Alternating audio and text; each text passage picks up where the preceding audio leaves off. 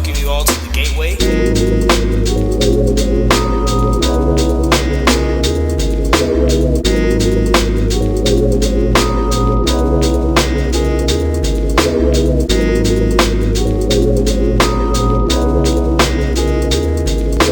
This is The Gateway. Hello, everyone. This is actually going to be a great episode. This is actually episode 8 of SCC's The Gateway. And on this episode, we actually have special guest, Mayor Alan Keck. Really looking forward to this episode. But as you already know, my name is Demarian Jones. I'm Noah Allen. I'm Kristen Gibson. And I'm Alan Keck. Happy to be here today. It's going to be awesome. So with that, I'm going to roll right into it. And, really, there's been a lot of questions, a lot of news and everything as of recent, about the new announcement of the university looking to come out here. So just with that, can you give everyone just an overview of, the university? Yeah, I'm happy to. This has been something that's been talked about in Somerset for close to 30 years. And in 2 years in my administration, we've tried to do things that we know the community has wanted. And things that have been talked about for a long time, we've said either stop talking about it or execute and get it done. And give you a little background on the university, what the genesis of it was, ideas get floated around all the time. But the late Dr. Michael Hale, Dr. Hale was spent 30 years in post-secondary ed. He held many roles in higher ed, including the dean of a couple different programs. He was assistant to the president at Moorhead. And in a lot of ways, he was a visionary. But in addition to that, he was what I call Mr. Somerset. He loved Somerset schools. He loved the city of Somerset. Even when he was at Moorhead, he commuted, because he wanted his kids to live here, and he wanted to stay a resident. And so he talked to me a lot about the good, the bad, and the ugly at Moorhead and at other schools. And it just really got my wheels turning. And about the same time that we started developing our friendship, I was talking to a local businessman, and he always asked about, his 4-year-old daughter. And he said, what's she going to do? Where's she going to go? How are we going to make sure she has opportunities to come back, because she's going to have to leave for school. And so it just got us down this track of, maybe we really need to find a solution to bring a 4-year here. And I won't belabor that point, but after about a year's discussion, we thought, what? Maybe starting from scratch is the answer. If we're gonna fix some things that we see, some holes, if you will, in the ship in higher ed, maybe we're better off trying to start from scratch. And so that's where we are. That's awesome. So with that, just really with myself, as an entrepreneur and someone really interested in the economic aspects of the university, we're all interested to see how this all plays out. Yeah. But with that, many people want to know, how will this all be funded, and will taxpayer dollars be involved with that? It's going to be a private university, and so it'll be funded with private donations. Okay. Down the road, once it's up and operational, I probably won't be here as mayor at that point, but that'll be up to the elected officials and the leaders in this community, in this state. But the intent is not for it to be taxpayer funded. To date, it hasn't been, and I don't foresee a time in the short period of time anyway that would be the case. And so I think, if you look at Campbellsville, and I don't know specifically, but I imagine the city of Campbellsville and Taylor County probably have contributed at some level to the growth of Campbellsville University. I don't necessarily think that that's inherently bad, but short term, I don't think that taxpayer money should go to propping it up or making it possible. I think that we need to prove that it can be viable, that the money can be raised before the taxpayer should be on the hook for anything. And on that aspect, I'm a mother. I've got 2 small kids. I know Okay. you mentioned you had asked about the 4-year-old and the future Yeah. of her. So I'm asking from not only as a student of college right now, but for the future of my children. When can we expect to be able to enroll? I know previously on your website it had a part where you could actually, prospective students could do that, and I believe that's been taken off now. But when can students expect to be a part of this university? Oh, I love that question, because that's asking under the assumption that it's going to happen, which I appreciate. There's a lot of folks that don't believe that it's going to be viable or that it'll never happen, and that skepticism is fair. We welcome that, and I think if you're not willing to be criticized, then you probably need to get out of the arena, right? But to your question, we hope that students could probably start in that 5-year window. I'll talk about the timeline in a little bit more detail. I think y'all are going to have some questions about Council for Post-Secondary Ed and accreditation and things like that, and I know we'll get to that. But It's going to be a journey, unquestionably. I mean, the first major hurdle is fundraising. We've got to raise money. And to date, we're north of $6 million in pledges, which I'm proud of because that's been done quietly and sort of not in the shadows, not in a bad way for lack of transparency. Just no one knew that it was happening and we're still able to raise dollars. That's awesome. But we've still got a long way to go. So the quicker we raise money, the quicker we can have students. And I think that I don't pigeonhole me to 5 years, but that would be the goal for us to start having 3 to 5 years, really, our first class of students. And you also mentioned that this has been in the process of thinking for many, many years. But you just got involved in 2019. But my question is why during a pandemic choose to create a university when enrollment is down all over the United States during the pandemic and even previously before the pandemic started? Yeah, I think, the pandemic has caused a lot of pause in some ways for folks. But I don't think we can stop or slow down because that we have a virus. I think that we have to be smart. We're all wearing masks in here today. I test regularly out of respect for other people, even though I'm a very healthy middle-aged adult, right, or young adult. We want to be respectful of other people, and so it's a fair question to ask. I don't mean that at all, but I haven't let us slow us down as a city because we got to have parallel paths. You got to fight the virus, but you got to keep living. And we don't get to choose to press pause on our life. And so I only get 4 years in this job too, by the way, and so I want to maximize my ability to influence and my ability to convene. And I think that this is really necessary. I think the university is going to be very different from a lot of others that are out there. And so to the rest of your question, so that's the why in the pandemic, when enrollment's down in other private universities, I think you said, and people are looking at higher ed a little differently. Why launch something? Because we sort of want to disrupt that industry in a good way. We want to look at it through a different lens. And, disruption is often talked about in the entrepreneur lens, but there's no reason that we can't use some of those same tactics and vision in higher ed. So in means of disruption, what would you say are the unique selling points of the university in comparison to, say, really in comparison and in contrast to the 18 other, member institutions? No, that's a great question. I'm gonna give you 3 answers. First thing, I'm gonna focus on why it's important to Somerset, which is not necessarily different than those other 18, but it will be unique to us because one, if we bring these students into Somerset, then we fill a lot of other needs that we have. We're a tourism-driven economy.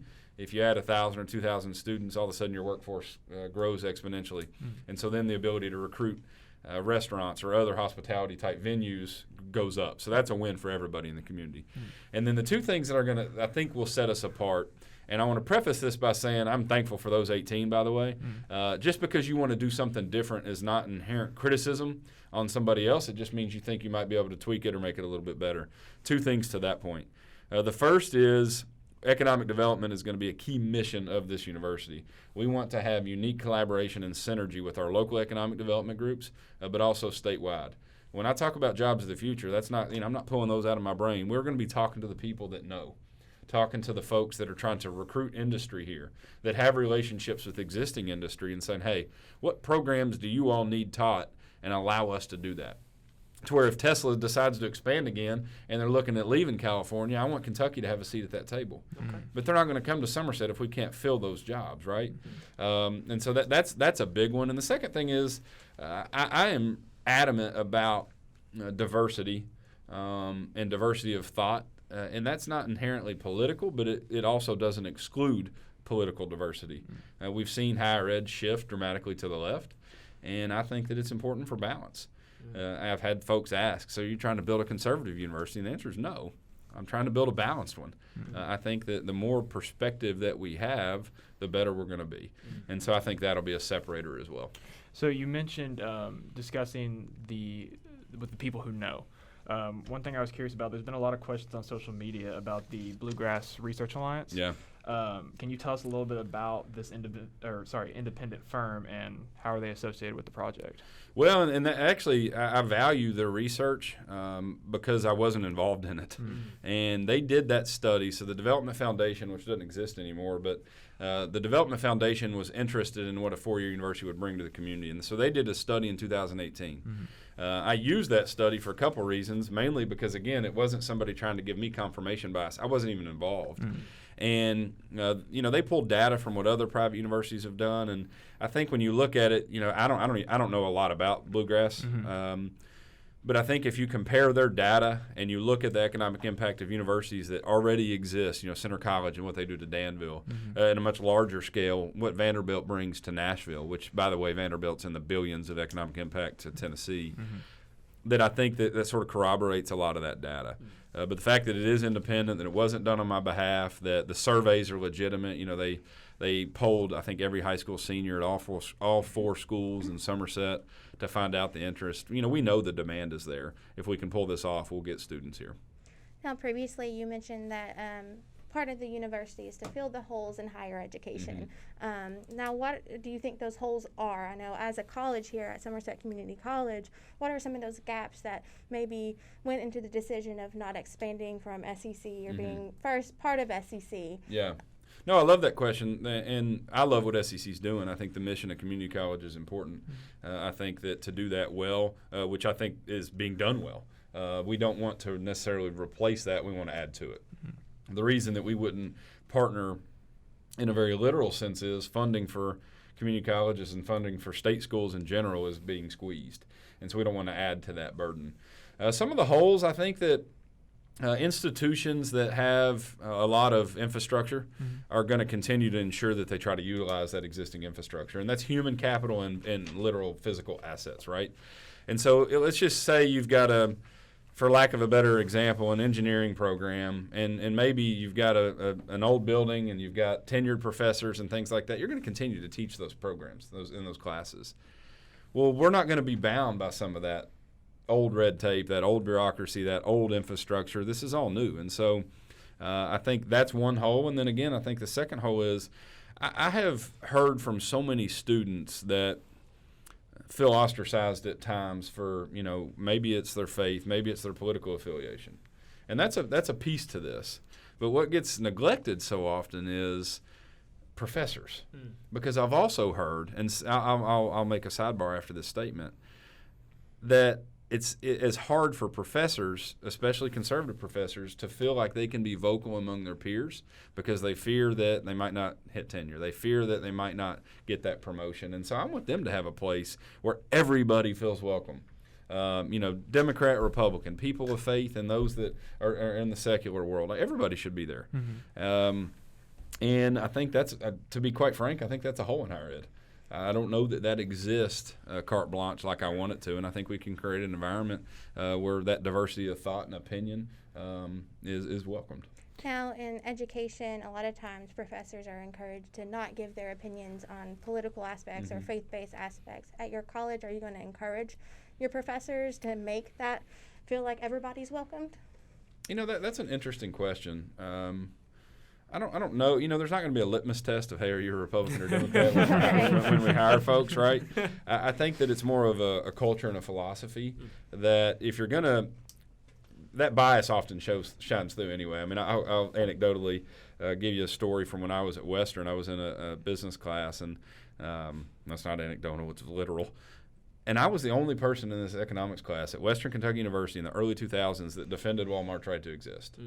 Didn't necessarily say I love Walmart. I'm just saying that they have the right to be here in America. Right. I'm an unapologetic capitalist, and so do occasionally they hurt mom and pops? Yeah, I'm sure they do. But if a mom and pop business does it well, I'm a small business owner. If you do it well, you'll push back and people will still come. But that bias, they didn't have to tell me their philosophy. It came directly through.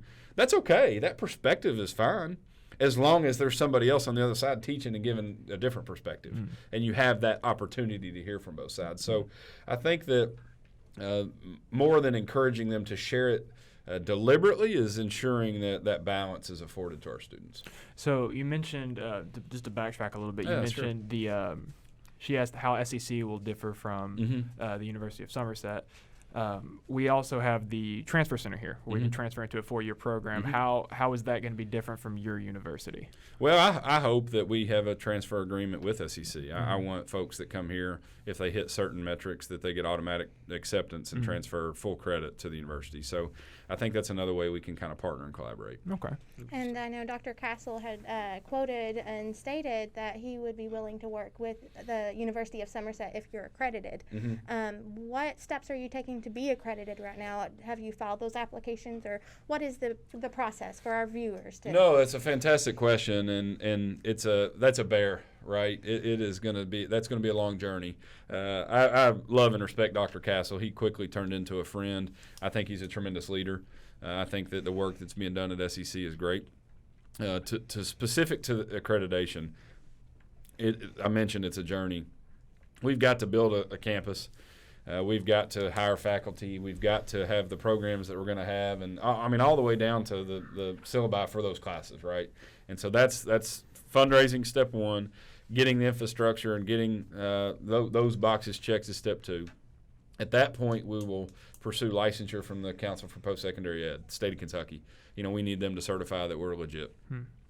Once we've done that and we have students go through a cycle, then we can pursue full accreditation. And so, we're gonna have to have some students that believe in the mission and the vision, that we're licensed through the state, but they're going to have to go on that journey knowing that we're in process for accreditation, that their diploma will probably mean more a few years after they get done than when they're in the actual class. But and that will be through SACS. That's the goal, is to be SACS accredited. Hello, this is SCC's The Bridge staff with you guys. And this podcast of Somerset Community College's The Gateway is directed, hosted, and edited by students enrolled in the college's newspaper class, The Bridge. The multimedia class offers instruction in newspaper and podcast production, along with general training in other areas of social media. Student staff members are now being accepted for the spring 2021 semester. Learn more by contacting advisors Jeff Harris or Stuart Simpson, or by visiting SCC's website at somerset.kctcs.edu. Special Topics Lab, The Bridge, is an elective that offers opportunities for real-world application. Come join us! So with accreditation, what is the process that you are taking to be accredited? Have you filed applications? What's the process? Can you tell our viewers a little bit about the process? Of course, and a great question, something that we've thought a lot about, something we're in process. So some of the team went through accreditation training earlier this month, and we learned a lot. Essentially, we've got to raise money, so that's the first big hurdle, right? The second big hurdle is then you've got to start building some of your facilities, hiring your staff, developing curriculum, all the way down to syllabi for individual classes. And then at that point, we can apply for licensure through the Council for Post-Secondary Ed in the state of Kentucky. And at that point, then we're going to try to recruit students. And once those students go through a full cycle, then we can apply for accreditation. And that's a fluid process that you kind of become a partner with the accreditors. And our hope is that someday we'll be fully accredited through SACS. Now, as for prospect students, what can people expect? I know you said the first maybe semester or years while getting an accreditation. Will there be a discount on tuition? How much is tuition going to look to cost at your university? And is there going to be, for locals, is there going to be incentives for people of Pulaski County, people of everywhere in Kentucky? Oh, I love those questions. I actually haven't thought about the local discount, so that's a good thought. Thank you for the I think that's probably worthy of consideration. Early on, I imagine there will certainly be either discounted tuition or enhanced scholarship or grant opportunities until we get accredited. I think that anytime you're asking somebody to believe in the vision and believe in the journey, that there should be something for that. Mm-hmm. And so that is certainly something that's under consideration. Specific to the cost of tuition, we don't have that drilled down yet. Philosophically, we want it to be more affordable than traditional private schools. Mm-hmm. Most likely, it will be a little bit more expensive than your typical state school. Mm-hmm. The hope is that it would probably land somewhere in the middle. Not exactly in the middle, but certainly cheaper than some of the other private schools in Kentucky. So go ahead. Oh, my apologies. No, But you were quoted in the Commonwealth Journal stating that this is critical to our region and to our Commonwealth. So, can you define critical, and how do you view the current? I know you've kind of trickled on it a bit, but how do you view the current standings of our region? I'm going to give you an example or an analogy. One of the reasons that I was inspired to do this, if you look at Kentucky and Indiana and Tennessee, 70, 80 years ago, our populations were all the same. Now they each have over 2 million more people than we do. More drilling down more specific to education. If you look at Tennessee and what Vanderbilt has meant to Nashville and meant to Tennessee, and then if you go to the east and you look at Duke and the Research Triangle and what that has meant to North Carolina, our states are all comparable, yet we have fallen behind in median income. We have fallen behind in the health of our population. We have fallen behind in a lot of ways. Well, I think some of that can be rooted in education. Are your young people, are your best and brightest able to come back and get a job? And so that's a long answer to say that when I say that I think this will be good for our entire Commonwealth, Kentucky doesn't have a private research institution.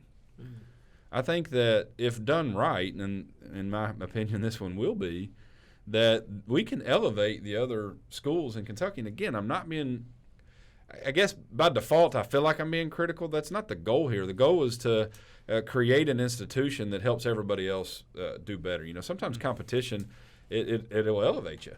And it's that old adapt or die philosophy. But another thing, Kentucky doesn't have, I think by most metrics, a top 150 institution in the country.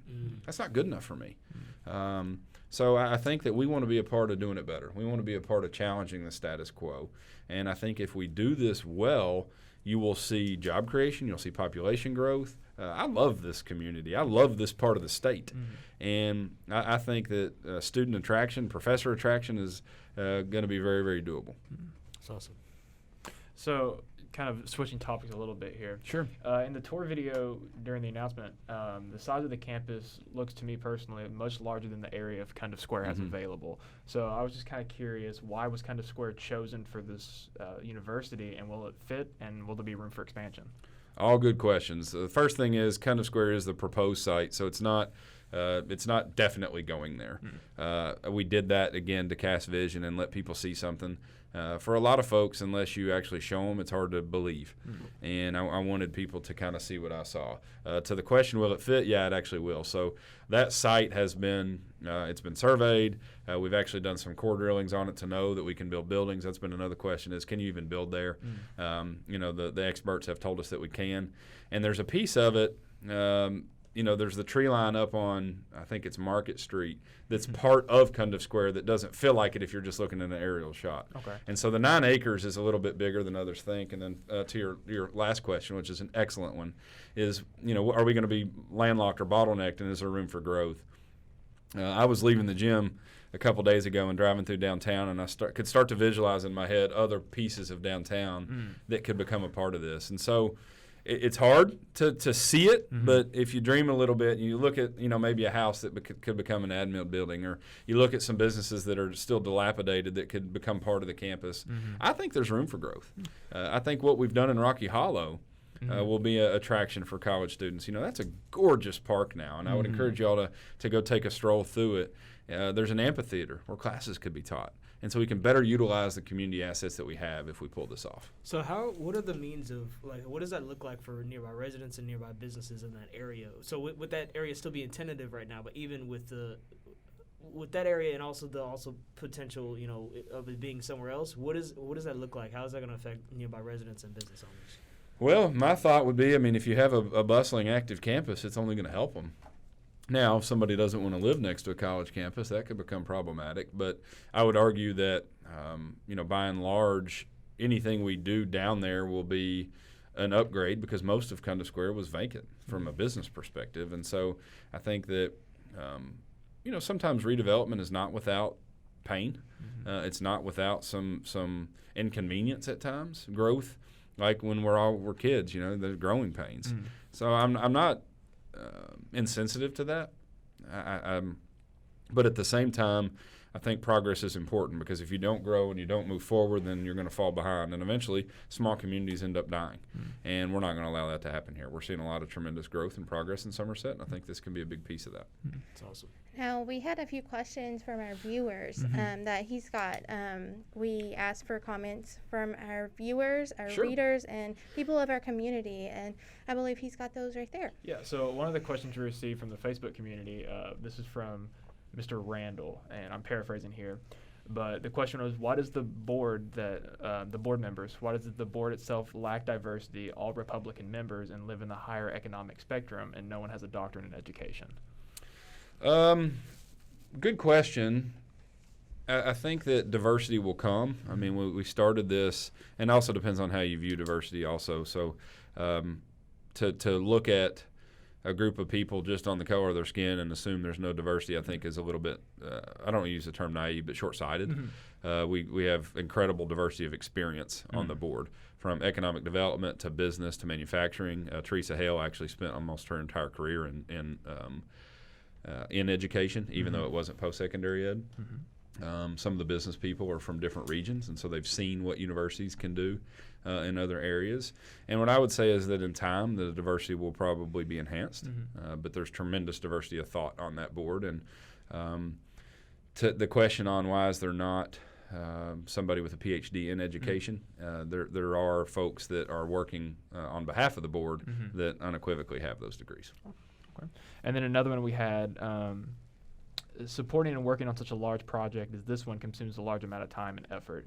How do you plan to build and run the progress of the university while also being a full-time politician? Oh, that's a very fair question. And sometimes I ask myself that same question. And there's been mornings where I have woken up and think, why in the world did I try to tackle this mountain? In all humility, I'll say that I've been blessed with a lot of bandwidth and a high capacity to work. The other thing that's important, though, is I'm chair of the board for the university, but I'm not a full-time employee. And so we're going to do a lot of vision casting, a lot of dreaming, hopefully a lot of leading and serving. But the heavy lifting will be done by staff, people that have a background in higher ed. And so I think that that's important to note that, this is not the Alan Keck pet project that I'm going to be working on 50 hours a week. I'm going to be relying on people. Hello? I'm going to be relying on people that have tremendous background in this, and hopefully again that if everybody on the board does their part, and as we accumulate staff, I'll be able to do less and less, and I can assure you I'll look forward to passing it on to somebody else someday. So you're looking for people with a higher education and maybe a doctorate to be a part of this board? We would be open to that, certainly. I think that, right now we want people that first and foremost believe in the mission and the vision. That's number one. Naturally, we want them to be qualified and have great experience and success. We hope that they'll also help us raise money. Again, I go back to raising money. These things don't happen unless we do it. And perhaps some could criticize that. It's just the world we live in. It's like starting a business. If you don't have any capital, you're not going to make it. And you need capital for infrastructure, you need capital for buildings, you need working capital. How are you going to pay your staff? And the licensure project piece and the accreditation piece, you're going to have full-time staff that's done this before. And we have some people advising us that, again, they've walked programs at other institutions through accreditation. So it's not their first rodeo. So if someone wants to be a part of this project or be involved and hear those dreams that you have for the college, what can the community do to be a part of that? Oh, I love that question, and that's something that we need to spend a little more time thinking about. To be candid, I don't have the mechanisms in place yet for that. One thing we have talked about, and y'all are welcome to weigh in, is creating a community advisory board. Okay. Where we have our official board of directors and then an advisory board that would, not have voting rights per se, but they would be able to do exactly what you're talking about, contribute in idea and maybe effort, maybe volunteer. I think that somebody that truly believes in it, we're not just looking for mega donors that can pledge $5 million. If we had a $20 donation come in from somebody that I've never heard of after we launched the announcement, and so I think that people can get involved. Time, talent, treasure. I talk about that in my spiritual life, but I think that those three things can be given at some level to the university too. Definitely. And one question I think a lot of students had was the fact that as a student, why should the community and a student look at the University of Somerset as a greater option over our community college when they can save money by coming to SCC and possibly transfer to a university that's already been accredited and has already been established for many years? I think that's an individual question that a lot of students are going to ask themselves. The one difference between the university and SCC will be, we're going to have dorms, so you're going to the student experience, if you will be a little bit different. But I'm not going to say that you shouldn't do 2 years here and go to another university. I mean, that's not going to be a decision for me to make. I think that we'll build a campus that's going to be attractive, or it's going to be modern, with some old, beautiful architecture. When I say modern with technology. I think that the college experience will look a little bit different, but that'll be a personal decision for folks. That's awesome. So one question I actually have personally, I was kind of wondering the facilities that the campus is going to have. I don't know if you have this information yet, if you've established this, but the kind of programs. One of them that I think was on your website was the nanoscience. Am I saying that right? Yeah. What kind of brought that on, and what other programs in that kind of technology region are going to be offered? No, great question. Some of that's been discussed. Some of them were listed. A lot of that was done by Dr. Hale when he was kind of dreaming with us and thinking about where we're gonna be going. Some of it, the space sciences. I know that that was launched under President Trump, and we'll see whether that continues. I guess we'll learn a little bit more Tuesday on that note. But again, we want to be thinking about renewable energy. I know it's something that for your all's generation is becoming more and more important. Absolutely. What can we teach in those fields that others maybe aren't offering yet? I go back to Tesla just because I love Elon and I love what they're doing. Is there something in that world that we can heck, maybe they'd even want to help fund and we teach on their behalf. So genetics, artificial intelligence, those are some of the things that while we're going to offer traditional political science degrees, I imagine we'll have history and science and mathematics. Those degrees will be there, but I think what can make us unique is if we sort of shift gears into some of these things. I call jobs of the future. That's awesome. That's awesome. Well, any more? I actually do have one more, and you kind of touched on it a little bit, but I'm just curious, after your term as mayor of Somerset, what is your role going to be for the development of this university and overall just your role after your term? No, I love that question. I don't know yet. The first thing I'll say to that is I do plan to run for re-election, and so I hope I'm afforded the opportunity to continue to serve as mayor. I'll make that announcement more officially next year. I'm finishing up my second year, so at the end of my third year, I'll announce for re-election. And if I'm given that opportunity, then y'all are stuck with me for another 4 years. But if I wasn't, or I was something were to change in that, I would probably still like to serve on the board. It's not my hope or desire that I stay board chair forever. Again, this is not the Alan Keck basement dream. This is something that's much bigger than me. I think that if we pull this off, it'll be more significant than anything else I can do as mayor. And so I would love to continue to have a hand in it and ensure that I can foster it and sort of move it down the line. Awesome. We'll definitely have to have you on again to kind of get updates on the university. Oh, I would love to. We're going to try to provide the community updates as we make progress on fundraising to where the timeline. That's really, we can walk you back from end of accreditation to the beginning of I know what that timeline looks like. But if it takes us a year to raise the money or 3 years to raise the money, then everything shifts either way. So we hope to keep you guys abreast of how we're doing on that. Absolutely. And make sure you guys like and follow SCC The Bridge on Facebook. I need to go do that. I'll do that as soon as we get done. We would love to keep our readers updated, and we appreciate you coming today. And with that, it's Demarian Jones. I'm Noah Allen. Kristen Gibson. Let me say one last thing, that for those in the community that want to reach out, want to ask me questions, shoot me an email. My email is akeck@cityofsomerset.com. I do my best to respond to anybody. I'll answer questions even if you're not going to like the answer. And so, I'm honored to be here with you guys today, and I appreciate the fantastic questions and spending some time with y'all. That's awesome. And we're closing out with episode 8 of SCC's The Gateway. So. Cool.